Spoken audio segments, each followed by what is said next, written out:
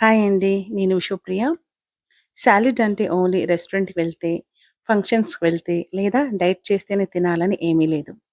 మనం పిల్లలకి చిన్నప్పటి నుంచి సాలడ్ ఇవ్వడం అలవాటు చేసుకోవాలి. సాలడ్‌లో మంచి ఫైబర్ ఉంటుంది. డైజెషన్‌కి బాగా హెల్ప్ చేస్తుంది. కాన్‌స్టిపేషన్ ప్రాబ్లమ్ ఉండదు. దోసకాయలో హై వాటర్ కంటెంట్ ఉంటుంది కాబట్టి పిల్లలకి హైడ్రేటెడ్‌గా ఉంచుతుంది. Just simple cucumber, carrot, beetroot పెద్ద ఫ్యాన్సీ సాలడ్ ఏం కాదు.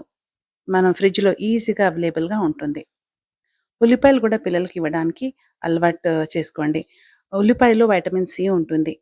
ఇమ్యూనిటీ పెంచుతుంది. డైజెషన్‌కి బాగా హెల్ప్ చేస్తుంది. యాంటీ బ్యాక్టీరియల్ ప్రాపర్టీస్ అందిస్తాయి. ఇలా తినడం పిల్లలకి బోరింగ్‌గా ఉంది అనుకుంటే గ్రేట్ చేసి కొంచెం ఉప్పు యాడ్ చేసుకొని కొద్దిగా ఆయిల్‌లో పోపెట్టుకుంటే టేస్ట్‌కి టేస్ట్ ఉంటుంది. హెల్త్‌కి హెల్త్ ఉంటుంది.